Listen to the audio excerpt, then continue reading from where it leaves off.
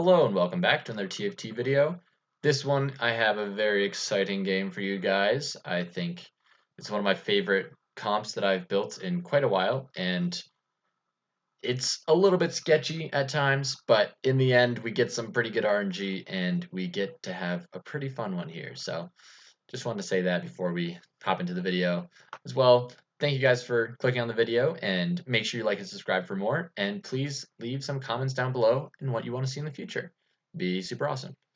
Anyways, let's hop into the video. Thank you, Past Me, for another great intro. Let's just hop right into this one. We're on a cloud board. We're picking up some stuff. We get the spatula right out the bat. We have a thresh, and we are feeling good about this one. We get a belt first round, and we are cruising. Picking up some oceans, picking up some mages, some wardens.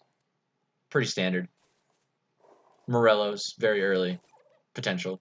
We do put that onto the Nasus, and we do put him in for the warden buff and the ocean buff.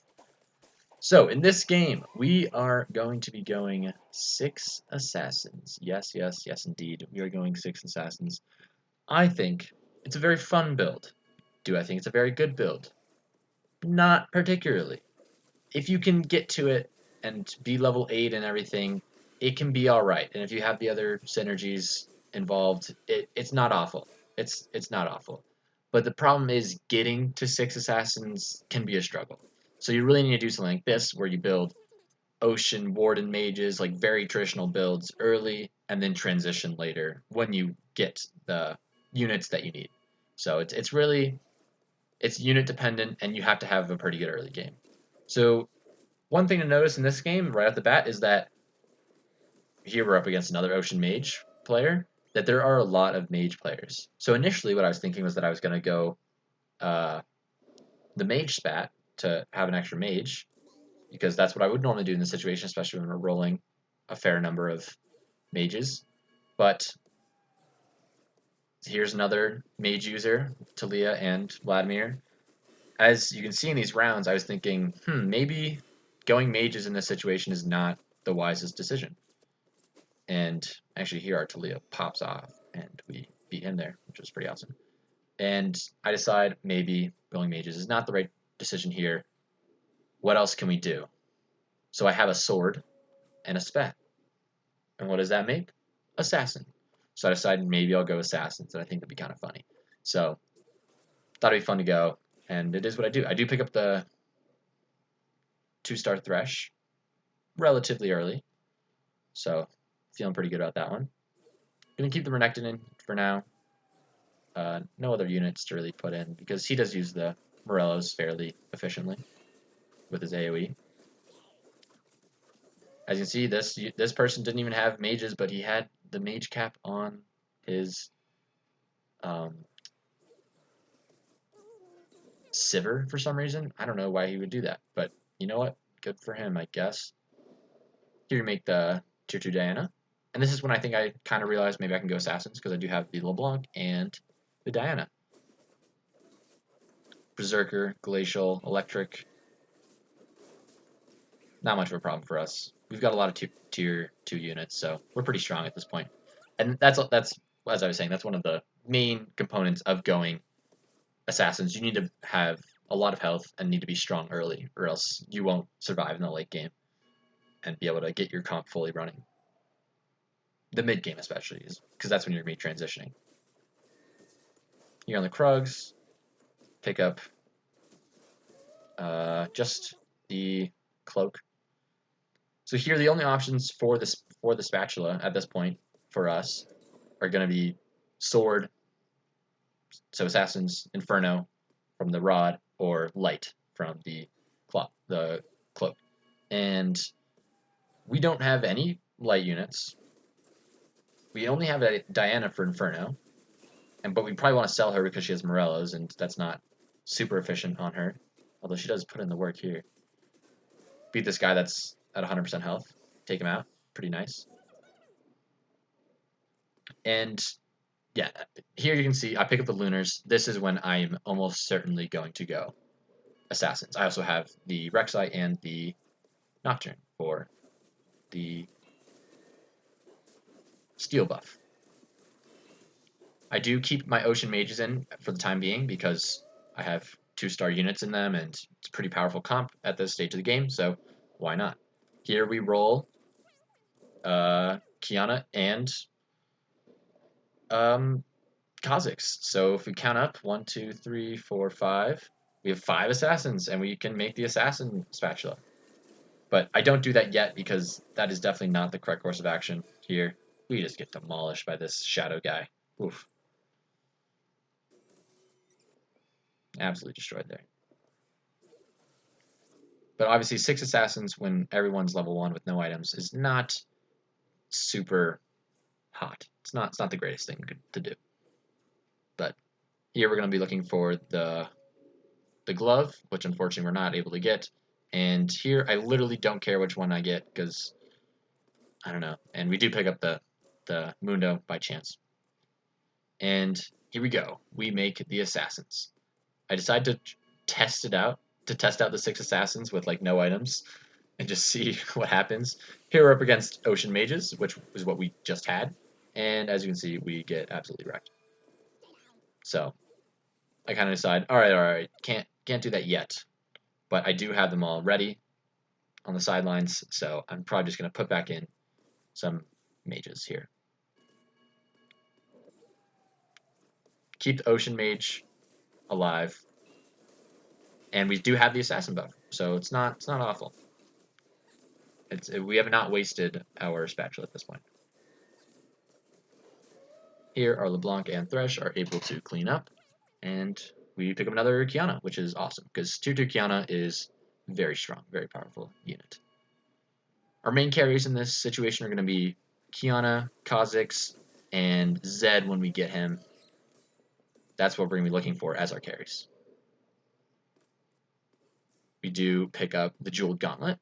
Awesome item for assassins, especially on someone like Dana that spellcasts very often.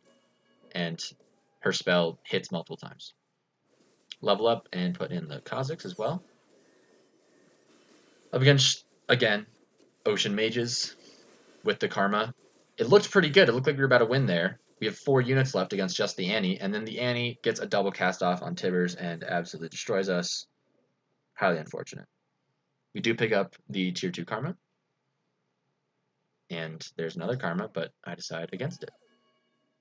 Oh, there's also a I do pick it up. There's also a Janna and a Yasuo.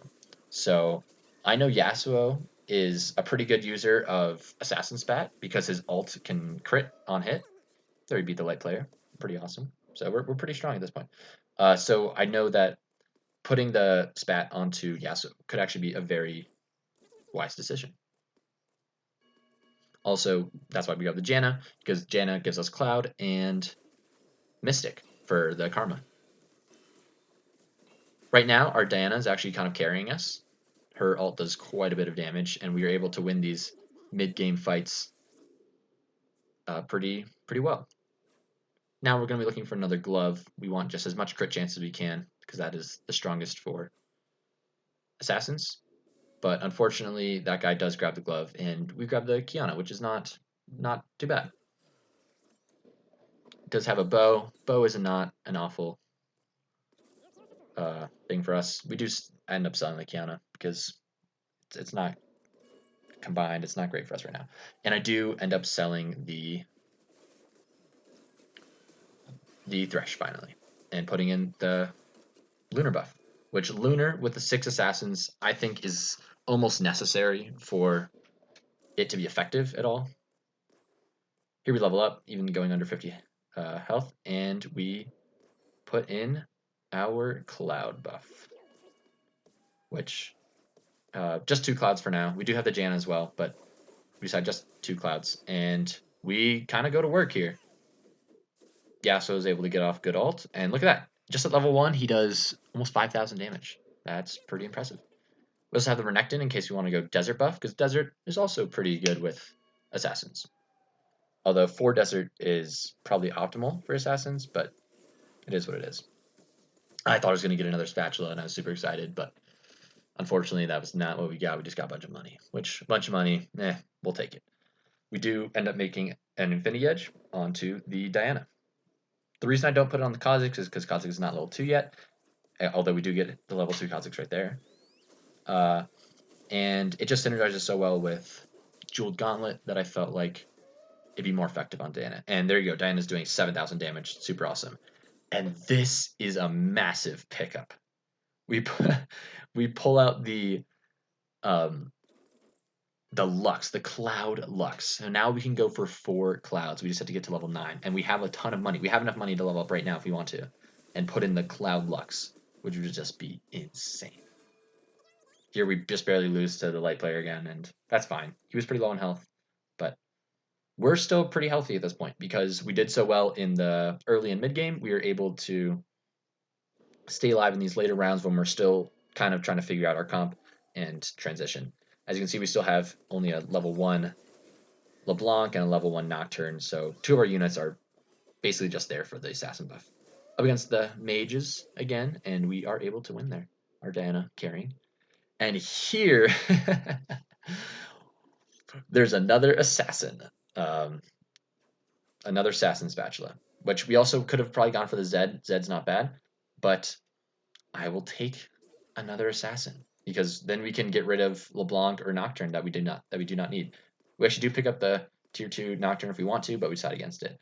And this is where I do the big brain play, and I put the Jeweled Gauntlet and the Infinity Edge onto Lux. Unfortunately, she just whiffs her ult and then is not able to ult again, and we actually just lose that round. So that was just highly unfortunate.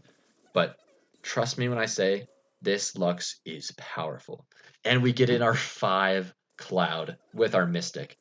2-star Lux, get the Zed. Everything is just so much in our favor right now. Looking for the tier 3 Kiana, put the just watch this. Oh no, she doesn't get her ult off because of freaking Olaf. I forgot about that. Again, very, very unfortunate. That was just very unlucky at that point. If Lux gets off her ult, she one-shots any unit. Trust me, you will see very shortly. Hand of Justice, fine item. It's not great, it's not bad. Another guy going Electric Berserkers. He's actually very strong against our comp in particular because he doesn't have any backline, so we don't have anyone to assassinate. So it's just like damage against damage. And since he has Glacial, he kind of counters us. And that's why our Lux was not able to ult last time. It's just because of Glacial. Pick up another Janna.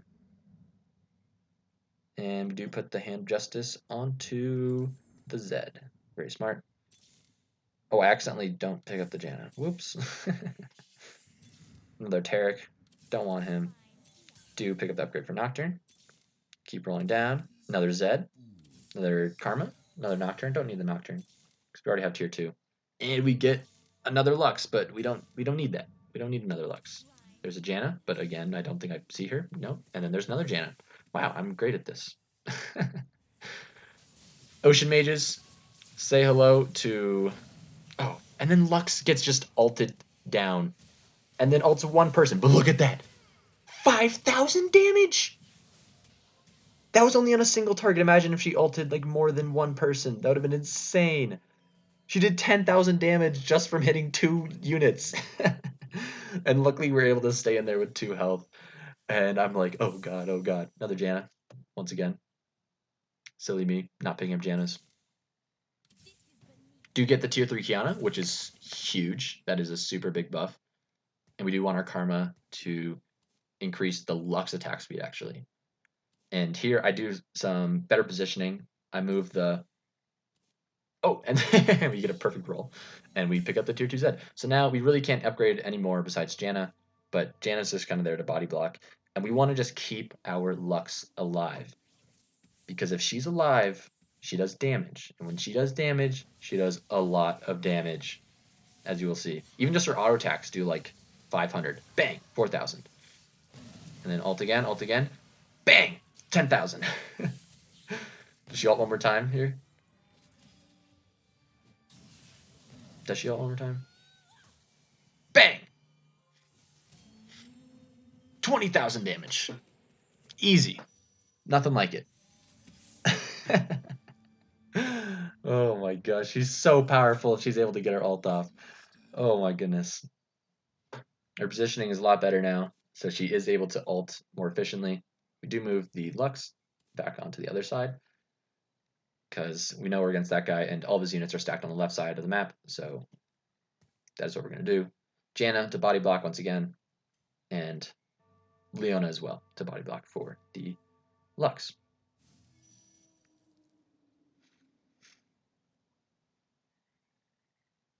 Assassins against mages. We feel pretty good about this matchup, especially when Lux is able to finally ult.